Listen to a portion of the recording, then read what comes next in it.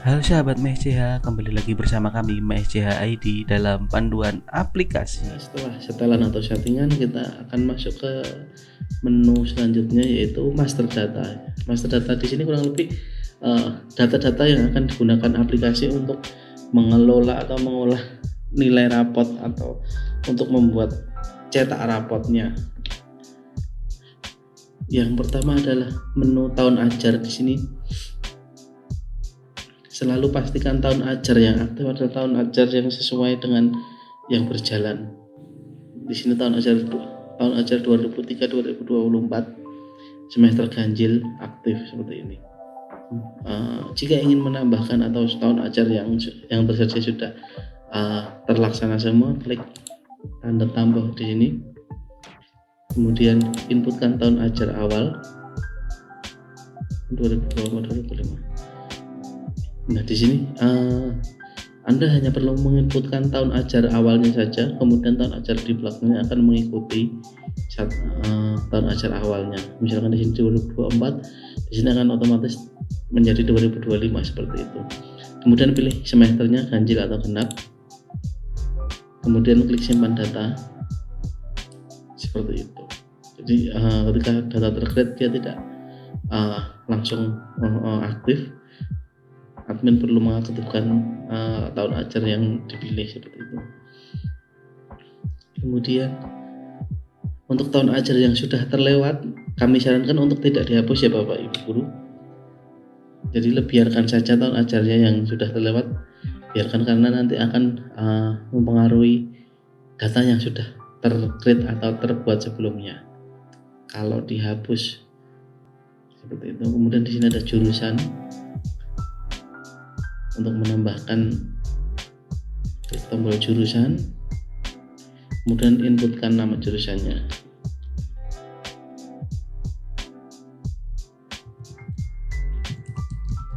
Media,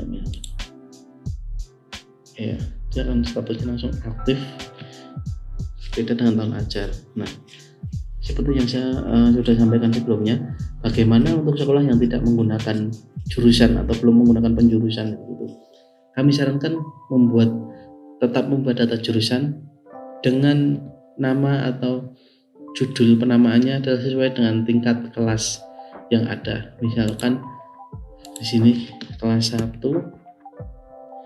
tinggal tambahkan kelas 1 saja, nanti terus kemudian kelas 2 ya tambahkan kelas 2 saja. Seperti itu, sesuai dengan jumlah kelas atau tingkat kelas yang ada pada sekolah Bapak Ibu sekalian. Seperti itu. Kemudian di sini juga ada fitur edit dan hapus. Kami sarankan untuk yang sudah berjalan, data-data yang ada di master di sini tidak perlu dihapus walaupun ada fitur hapus ya Bapak Ibu. Jadi tetap biarkan data master di sini ada tanpa harus dihapus, karena takutnya adalah ketika itu sudah digunakan dan dihapus akan mempengaruhi data-data yang lain yang sudah berjalan seperti itu. Kemudian di sini ada tingkat, levelnya di sini ada, klik tambah untuk menambah. Di sini ada level atau tingkatnya, kemudian di sini ada fase. Klik simpan data jika sudah. Ya, kalau kosong atau belum diisi akan muncul notifikasi warning seperti ini.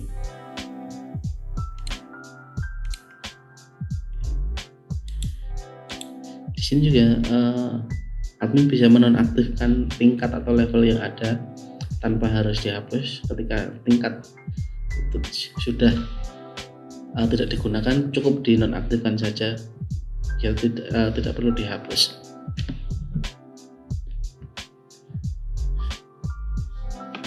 Di sini juga ada fitur edit dan hapus juga.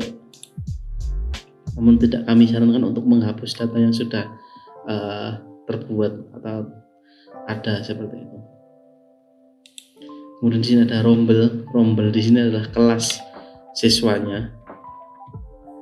Kita kalau ingin menambah seperti ini, klik tombol tambah.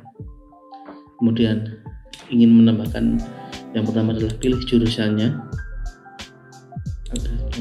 Pilih tingkat jenjang kelasnya, kemudian pilih nama kelasnya. Dalam satu jurusan dan satu tingkat kelas, admin bisa menambahkan lebih dari satu rombel seperti ini sesuai dengan kebutuhannya. Kalau dihapus tinggal dihapus di sini. Kemudian untuk seperti yang tadi, untuk sekolah yang belum menggunakan penjurusan adalah gunakan jurusan sesuai dengan tingkatnya. Misalnya tingkat jurusan 1, tingkat 10, nama kelasnya misalkan kelas 10A. Udah.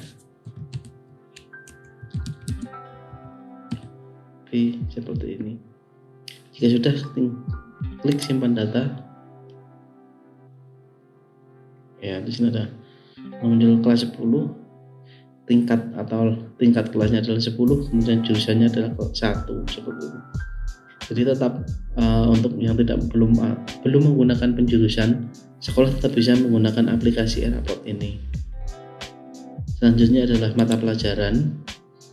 Mata pelajaran di sini dibuat per mapel.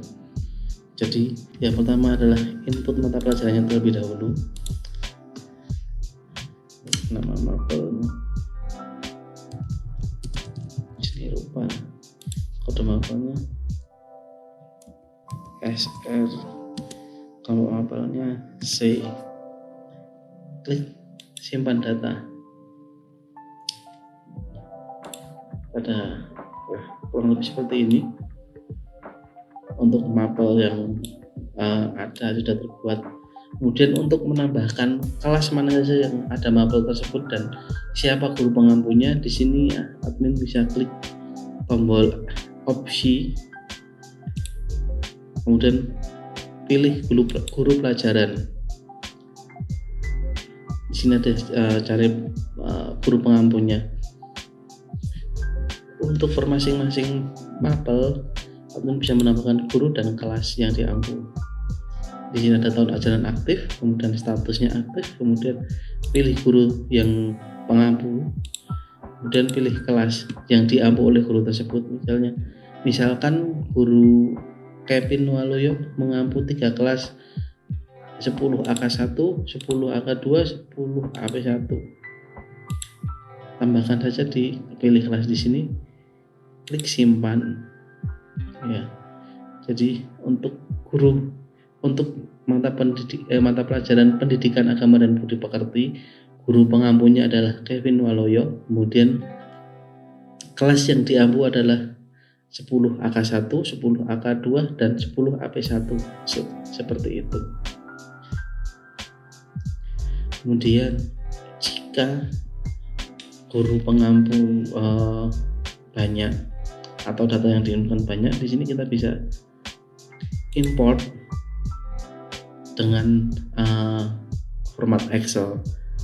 Download terlebih dahulu format Excelnya, kemudian buka format Excelnya, kemudian pindahkan data Anda ke dalam format Excel yang sudah tersedia. Jangan lupa untuk selalu mengikuti petunjuk pengisian yang ada pada format importnya.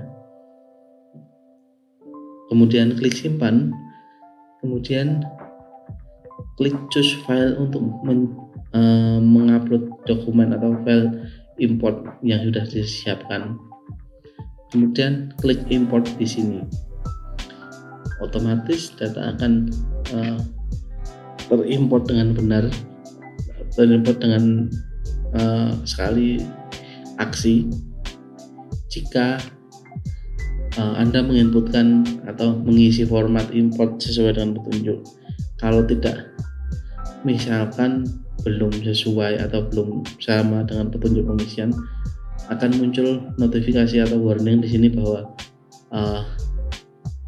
kesalahannya di mana. Nanti akan muncul di sini pada baris berapa, kolom berapa, seperti itu.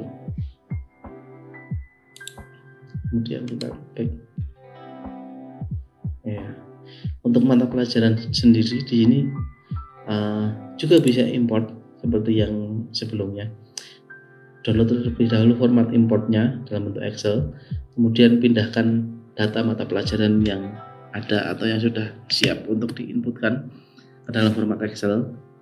Perhatikan petunjuk pengisiannya, kemudian simpan. Selanjutnya adalah choose file, klik choose file untuk memilih format importnya, file format importnya. Kemudian klik import di sini di bagian bawah home.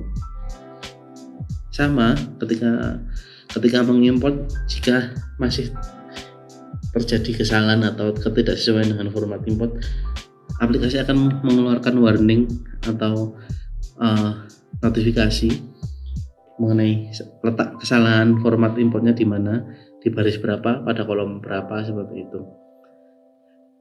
Jika ternyata berhasil diimport, akan muncul notifikasi berhasil diimport pada bagian atas kanan aplikasi. Kurang lebih seperti itu. Kemudian untuk rotasi siswa di sini, kurang lebih fitur yang bisa digunakan untuk memindahkan atau menaikkan kelas siswa. Misalkan di sini siswa baru, berarti siswa di sini belum memiliki kelas atau masih bisa dikatakan dia siswa hasil penerimaan peserta didik baru, seperti itu. Untuk melakukan actionnya, di sini kita bisa klik aksi on off-nya, kemudian pilih aksinya, hapus atau pindahkan kelas, kemudian pilih kelas, kemudian pilih tahun ajaran. Nah, di sini admin bisa menginputkan tahun ajaran sesuai dengan kebutuhan. Seperti itu. Kemudian ini tadi kan untuk siswa baru. Gimana kalau misalnya untuk menaikkan siswa? Ya, kalau menaikkan siswa juga sebenarnya sama prosesnya. Misalkan ini siswa Adeva Bilqis Andiana, di sini dia kelas 1 atau tingkat 1 pada tahun ajaran 2022-2023. Kemudian dia naik kelas 2 atau kelas 11. Di sini tinggal pilih kelas tujuannya dan tahun ajarannya. Kalau dia kenaikan kelas 2023-2024, berarti di sini pilih 2023-2024, kemudian klik proses di sini. Seperti itu. Ya, kurang lebih itu tadi untuk untuk menu master.